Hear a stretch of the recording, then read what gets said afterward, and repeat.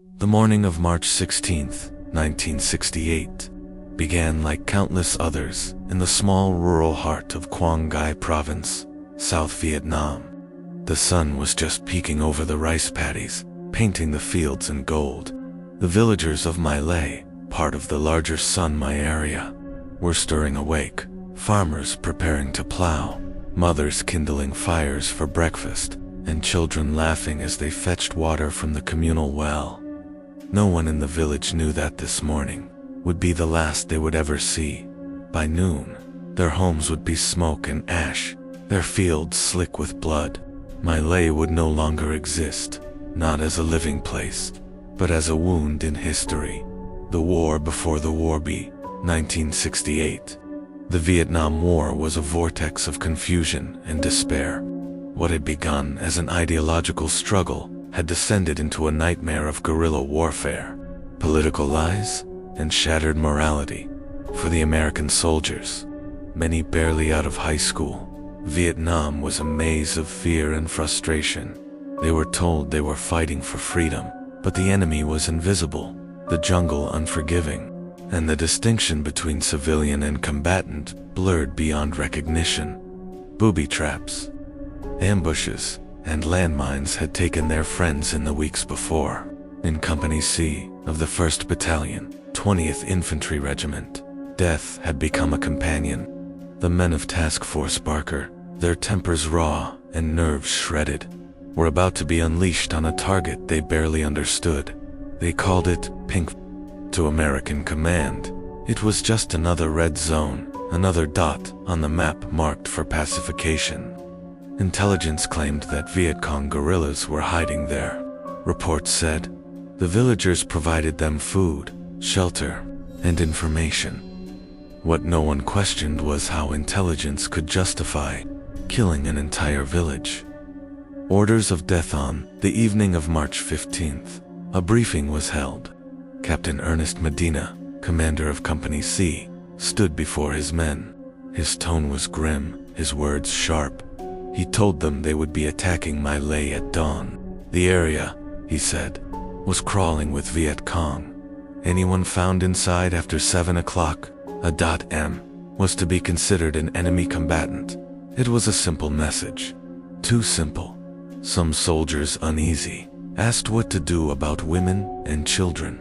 One recollection later claimed that Medina replied, "Kill anything that breathes." Another claimed, he said, "They're all VC now. Get them before they get you." Whether Medina uttered those exact words may never be known, but what is certain is this: the men of Company C understood what was being asked of them. To them, this was payback for their fallen comrades, for the fear that had haunted them. The rules of war were about to be abandoned. The attack at 7:24 a.m. Artillery shells began to rain down on My Lai. The sky erupted in smoke and thunder. The peaceful village was transformed into chaos. Women screamed, chickens scattered. The elderly fell to the ground, praying to gods who would not answer. By 7:30, helicopters descended, the roar of rotors tearing through the morning air. The soldiers of Company C poured out, rifles ready. Their boots crushed the morning rice shoots beneath them. The plan was simple: sweep the hamlet, kill the Viet Cong, burn the rest. But there were no Viet Cong, not one. Instead, they found unarmed civilians, farmers, women, old men, and children. Some waved white handkerchiefs, others bowed, pleading. Then it began. A single shot. One soldier stabbed a villager with his bayonet, and then another fired, and another. The line between soldier and murderer vanished in seconds. Villagers were herded into groups. Some were forced into ditches, others lined up near huts. Soldiers opened fire. The air was filled with screaming gunfire, and the acrid stench of burning straw and flesh. Children were shot as they clung to their mothers. Women were executed as they begged for mercy. Some were assaulted before being killed. In the words of one survivor, they killed everything, even the animals. The chickens, the dogs. They shot the sky. The ditch of death at the center of the carnage was Lieutenant William Calley, Medina's short, square-jawed, and barely 24 years old. Calley was eager to prove himself. He ordered his men to gather civilians near an irrigation ditch east of the village. Around 70 to 80 people, mostly women and children, were forced to sit or kneel in the mud, Calley shouted. No one understood him. Then he gave the order to fire. Machine guns roared. Bodies tumbled into the ditch. Calley reloaded and kept shooting until his rifle clicked empty. Then he ordered more ammunition. Photographer Ronald Hebrel, attached to the company, watched in horror as the massacre unfolded. He snapped photos with his personal camera, images that would later expose the truth to the world. In one photograph, a group of women and children huddled together, terror frozen on their faces. Minutes later, they were dead by noon. The fields of Malay were silent, except for the crackle of burning huts. More than 500 civilians lay dead. Among them were 173 children, 56 infants, and 17 pregnant women. The soldiers found one rifle in the entire village, a sky that refused to look away. Not everyone on the American side lost their humanity that day. Above Malay, a small observation helicopter piloted by Warrant Officer Hugh Thompson Jr. hovered over the village. Thompson and his two crewmen, Specialist Lawrence Colburn and Specialist Glenn Andriata, were horrified by what they saw below. At first, Thompson thought it was chaos from battle. But then, he saw something that froze his blood. A group of American soldiers standing over unarmed civilians, firing into the ditch. He radioed his superiors. No response. Moments later, he saw a woman crawling in the field, bleeding but alive. Thompson landed his chopper near her, but before he could reach her, Captain Medina walked up and executed her with a pistol shot to the head. That was the moment Thompson knew what was happening. This was no battle. It was murder. He spotted more civilians hiding in a bunker as Calley's troops advanced toward them. Thompson landed his helicopter between the soldiers and the villagers, physically blocking their path. He stepped out and confronted Calley face to face. "Help them out," Thompson said. Calley sneered. "Better to kill them," he replied. Thompson turned to his gunner and gave an unthinkable order. "If they fire on those civilians, open fire on the Americans." No one did. Instead, Thompson and his crew began evacuating civilians by helicopter, making multiple trips under threat of being shot themselves. Andriata even climbed into the ditch, filled with bodies, to pull out a small boy, alive, trembling, soaked in blood. They saved 12 people, 12 out of hundreds. The silence after. By 2 p.m., the killing had stopped. Company C radioed back, "Mission complete." The official count, 128 Viet Cong killed. No civilian deaths reported. Colonel Oran Henderson, commanding Task Force Barker, congratulated the unit. Within days, General William Westmoreland sent a message praising their success. The newspapers printed the story. "American Victory in Pinkville," the headline said. No mention of the women, no mention of the children. But among the soldiers, something stirred. They began to talk quietly, fearfully, about what really happened. One soldier, Ron Rydenor, couldn't let it go. Months later, flying over Malay, he saw the irrigation ditch still filled with bones. The sight haunted him. He began writing letters to Congress, the Pentagon, and even the President, demanding an investigation. No one replied. The massacre of Malay was supposed to disappear, buried under paperwork, denial, and propaganda. But the truth was not done with the world yet, because even the deepest ditch cannot bury guilt forever. When the sun began to set over Malay on March 16, 1968, the cries had long since fallen silent. The air reeked of burnt thatch, gunpowder, and blood. The ditch, once a rice paddy where farmers toiled barefoot, had become a graveyard, pit of limbs and faces frozen in terror. 4 hours, the Americans had shot, reloaded, and shot again. and when the ammunition ran dry, they used grenades, bayonets, and rifle butts. The massacre was over, but the war on truth had just begun. The report of Lee's ass. The helicopters lifted off, and the men of Charlie Company returned to base. No one spoke. Some were trembling. Others laughed nervously, boasting about how many VCs they had killed. Lieutenant William Calley wore a strange calmness, as if convinced he had done his duty. At headquarters, Captain Ernest Medina compiled the after-action report. He listed 128 Viet Cong killed, no civilian casualties, a clean operation, a success.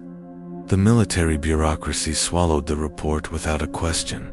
To those far from the mud and the blood, My Lai was another victory, but for the men who had witnessed it, the memory clung to them like smoke. Some drowned it in alcohol, others buried it under silence. Yet one soldier, Ronald Ridenour, couldn't forget. He hadn't been there, but he had heard the stories whispered by those who were. Men broken by guilt, men haunted by what they'd done. And so, Ridenour began to write.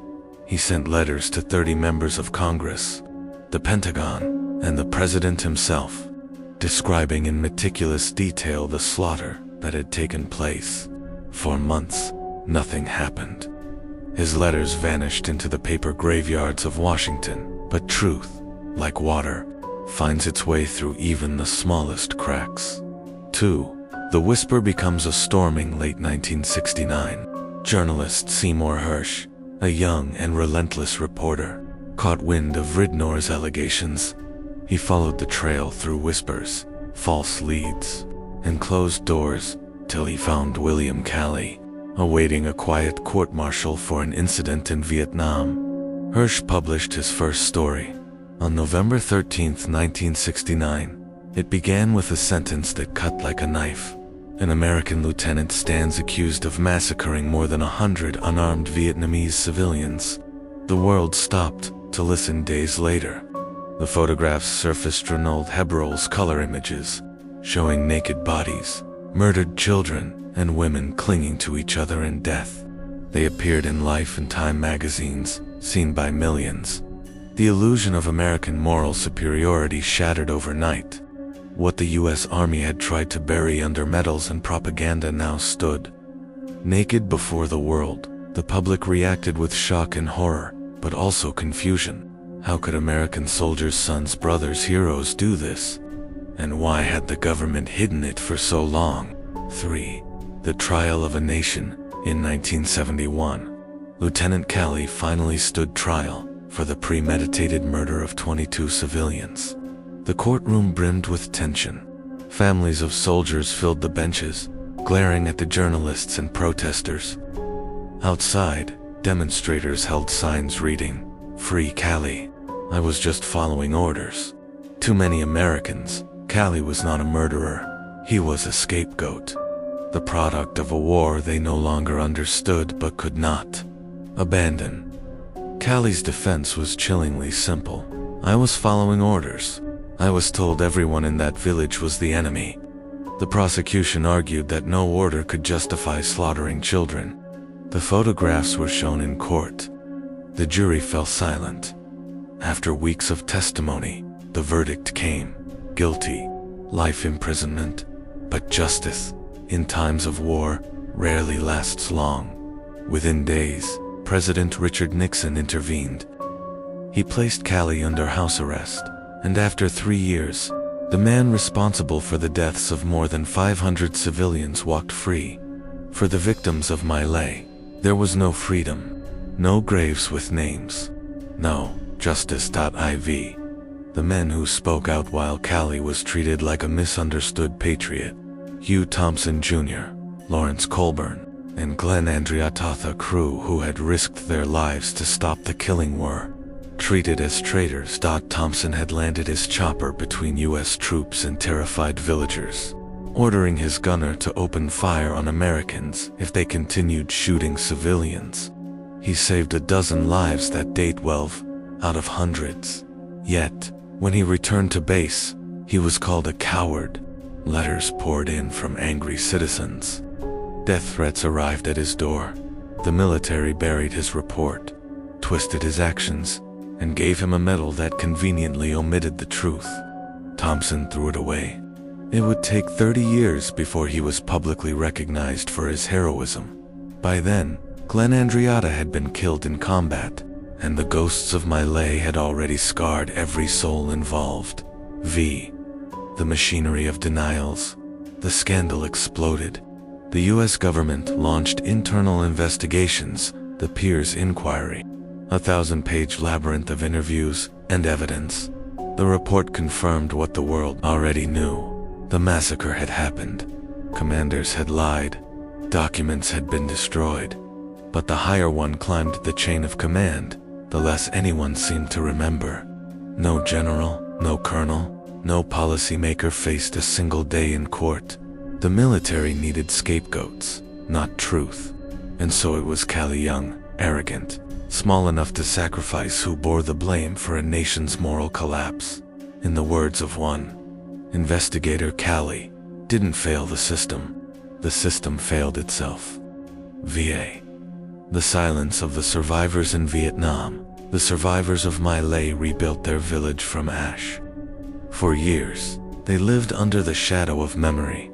Mothers mourned children who had been reduced to numbers. Old men tended to graves with no bodies beneath them. For the Vietnamese, My Lai was not an isolated event, it was one among many. Villages across Quang Ngai province whispered of similar massacres. Smaller, but no less brutal.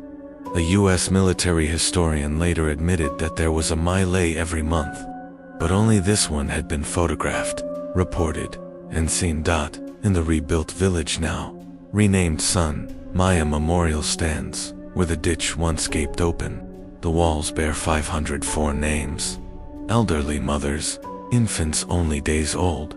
Visitors walk in silence, hearing only the echo of what once was.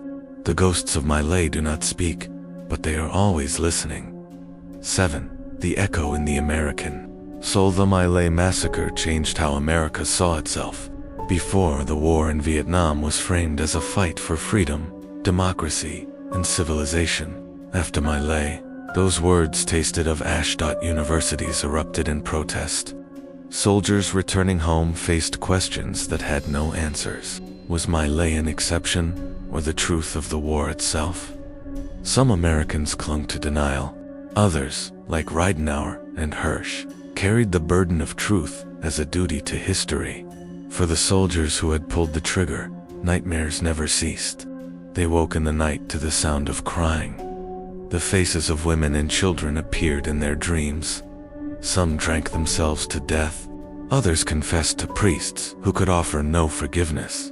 Lieutenant Callie, decades later, finally spoke at a veterans event.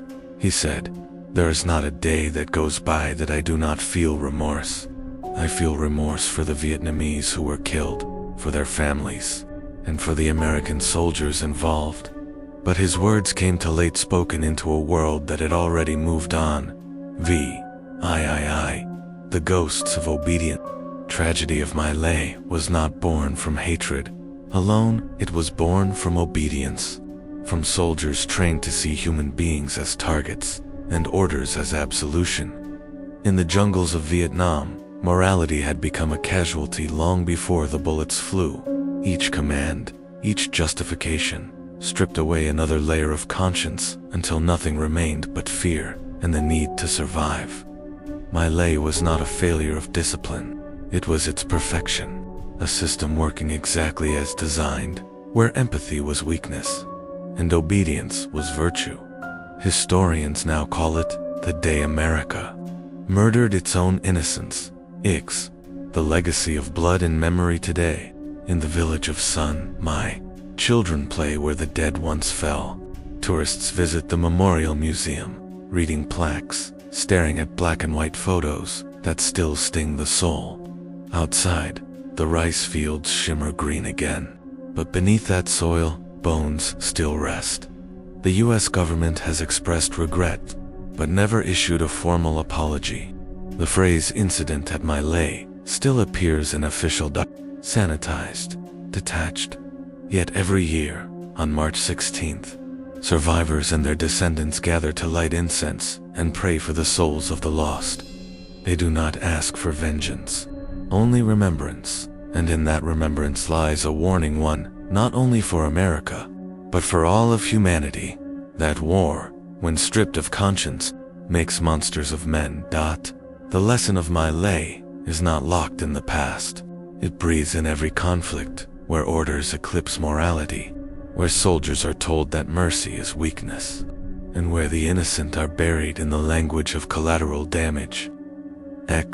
Epilogue. The ditch that never closed. The ditch at my lay has long been filled in, but its wound remains open. It runs not through the earth, but through history, through the conscience of nations, and the memory of mankind. When the photographs appeared in 1969, one image in particular haunted the world. A small child, no older than 5, clutching the hand of his mother as soldiers raised their rifles. That moment, frozen in time, became the moral question of a generation. Who are we when the uniform replaces the soul? My lay did not end with the war. It lives in classrooms, in films, in the quiet guilt that shadows the triumphs of empire for those who study it. The lesson is brutal but clear. Evil is not always born from hate. Sometimes it is born from obedience, fear, and the silence of those who choose not to see. The jungle has grown back. The graves have faded, but in the heart of Vietnam, when the wind moves through the rice, it whispers the same words again and again. Never forget my lay.